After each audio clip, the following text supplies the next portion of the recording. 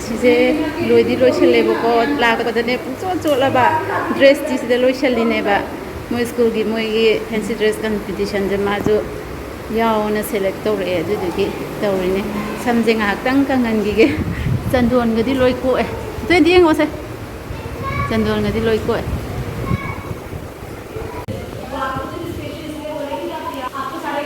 loire blesi ma samad mind to be ade loire blesi moi fancy dress ke da mi ahum katang han bane ko adada blesi selection tawra ba adu dugi ne ado horen moi hall manung de program manung de allow to de haye adu tuna ko da moi as da ngam du leire blesi jago em da saro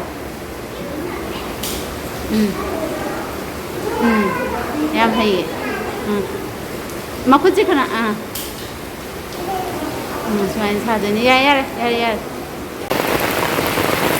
mayam blesi tin ba jalu bane aduga ising chaw le rame agi khujeng hele gari le sengo ka samudra gi kana da mangai ma edi sakto ngamdre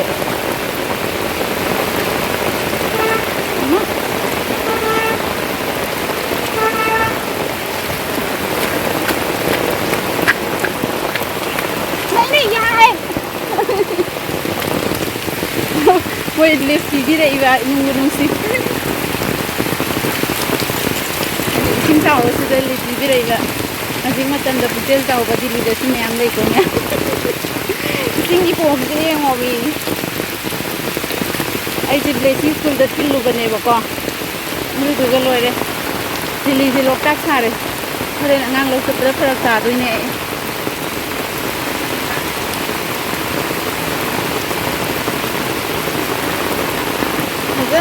one is a matter I have. Moi school gi competition nama ta uni haba competition nate fancy dress ki ada dress ki selection ta roka adu di moi aina video number ya ga ko ka ga bu da ya da ko loi na mai na hai adu da ain khana maga hala si sin jo gari thogi bogi mayam ngasi di hingabani dragon fruit na thro ma tha da ngai ri hekta jar kap thro ko dro na te tha ba ga sa sang thro ko dro lai ku sang bidong na mayam ko ngasi di khamen khara yong na chadri ngai da yong man ba khoi na kita sa tho ge isinau lak tri ngai da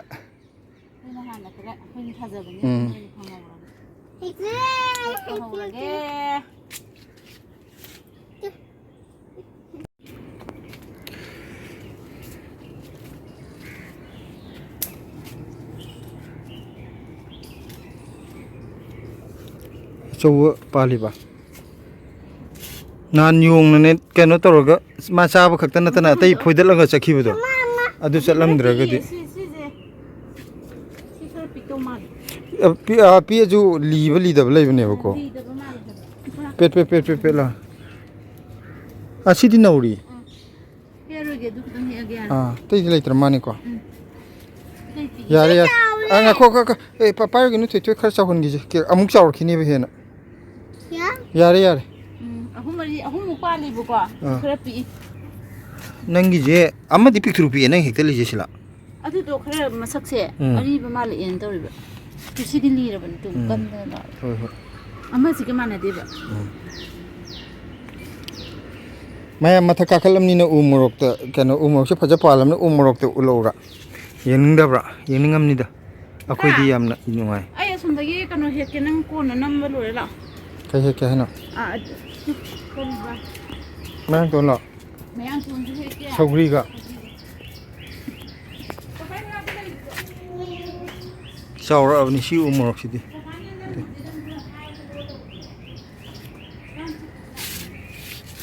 karmana sonok ma saura si jimaga saura phajana Sisu saure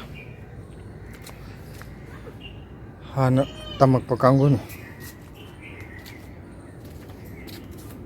sida pala is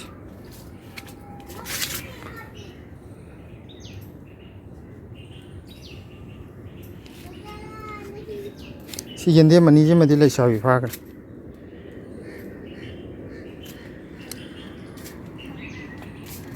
oh padigum ji makhong am ta sombi dog du jo ba nong je sung lep lep te ba hoji kan sila nang gi kaino je sanare athon ba ge je adun da par sat pa ju sona sat pa ji ju matun ji pik kaino je makhok ji pik pani ne ta tek thare ba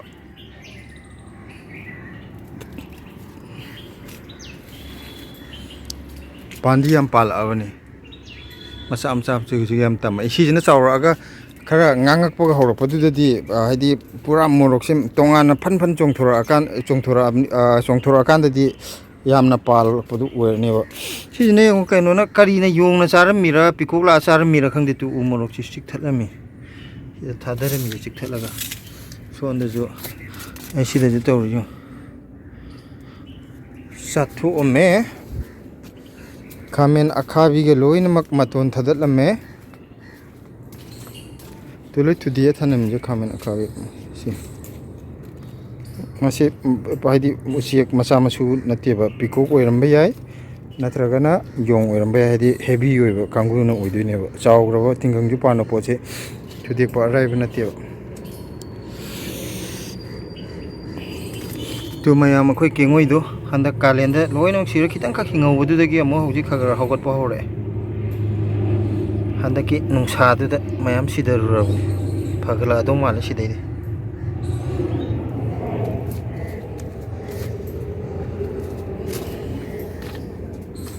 naku pijina handak thawina kaktra buni kano tawgi thawai len thatre aina marung te loga chara kita chungthon be yabra yenge natra di pambi dagi chungthok pangam deba pharaga ju sidaida handak oigadra oiroidra amutang di try tawgena thawina len thatra buni naku piji asonda silaga thithoi gana mayang ton kan hi mayang ton ju mayam matam loisala tu mayang tunju matam loisala hojik pasal lakpa matam yaure sidai mayam phajaramba matam da loigre saugri ju aroi ba ya hip talam da gi ni mai sanas kan tari hojik yo tesiga se set na le kam yaudre choni ga loi pasal matam ji loisala ko gi ag saida kokpai ka sigi kokpai ji de khoi gi kaino ni chingum dong na karieba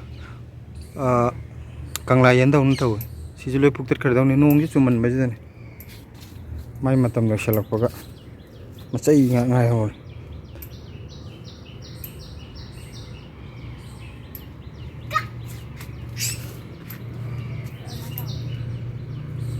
si mari mana khat ting ba mar am konjala ka de khang de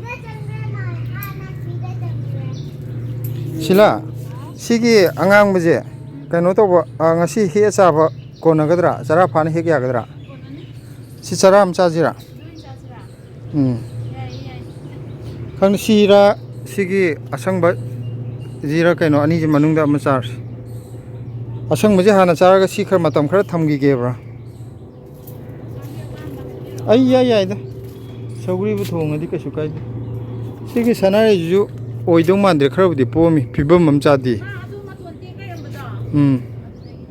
haidi kuju tawuje matonje manaje pibam chadeba pombo di khara pomek matam khara budi thambi ba yagin nongong khaju na tin khara ta aina khara khotom ne sida macha am tang tari si ma khotok pi yani to sida ngobo macha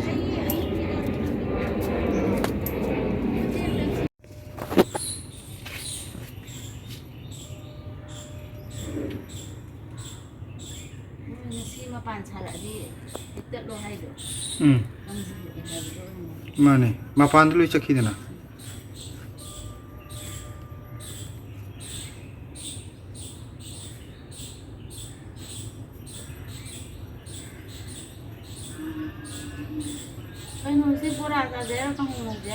Kharoira ya kang charge ya gedroge nang chaning bam to ya bora jo hawi kang u ju hawi na ko no kom kar man ngo kom ge Kangunu ko madi kangunong to ko droge.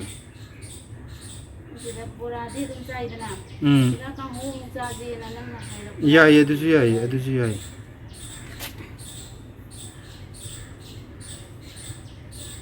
Maka sisu sao bodi na ke ko bodi na ngai. Adi pambi do phara ni na ba. Akhoi gi ngasi akhoi keno YouTube family gi akhoi member khara thengnare yam nungai re. Burari de lai na hai ado ming amta haibiro mo isan ani gi Maria aduga Stacy kum di ai ka khangna ba yam lai inau yam na Delhi de lai minar me ba kuidi kuire 2005 adai da hoji kano to ga thabak to work lai bu ni ko sidai da nongma burari de ko ke ju khangna ba yam lai ma pat kum le kum bam le lotus yam ho ba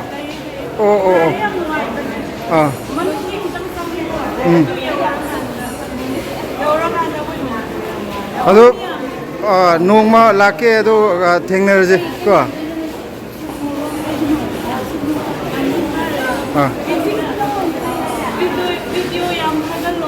thagalake ado yengbi bagi thank you adudi nongma thengner je ko akhoi de ko ro laibam se cp gi market regal building gi manak tu dane sidai akhoi ne he test to bula ko to ado test to bula ko di si jaga ji se nan mane hojikti pot ki po ngai le samai yolam ni bo khang de na ngai la ko de mayam ngasi di janpat ki market ta hai phet koi thorok ne satpa budi akhoi cp da akhoi isi amagi dukan na chalu ne ado moi dukan ni tholaga sidai da janpat ki keno jida pocha yon bajida phet genge thole ne kaino hoi flag ayo flag Indian flag tu ya yen ne sida open showroom mayam am lai re chaung na hang ga air condition da sida ne janpat market che si Sorojini ga samane di yengo da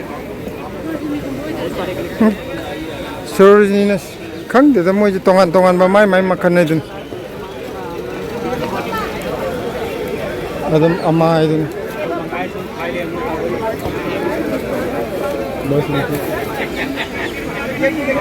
sina mafam je yamna chinma ju sina khara phai ko systematic khara nai Sorojini da gi moti ga man ri yeng Hajawan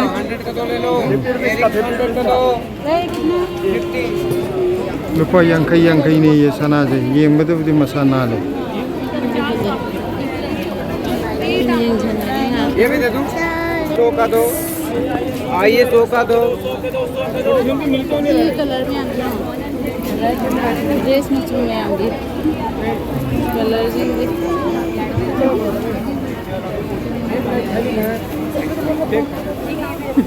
Jadi, ini nak lo itu kamu.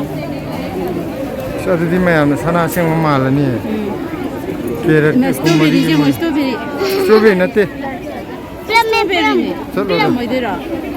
Cherry. Kita ni amal lagi dong. Pigi kita itu tu, ayam tu, adu yang dia. Kita Sidi arum banget ni bapa. mana sih dia? Saya dia yang usah. Nang na hai tu na ayam betul ni bapa. Kau gi. Yuan berkerai nang ukur. Sur ni dah yang tu asumai tu dah Sana pot tu.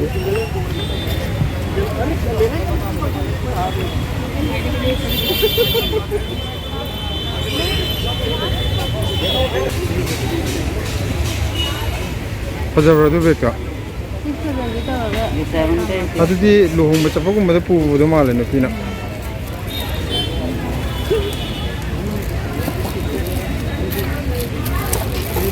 Nang asum pasal berapa orang di si pasal itu dah hai roh. Ante pam deh. लाओ दो या हां Pagi tai dah.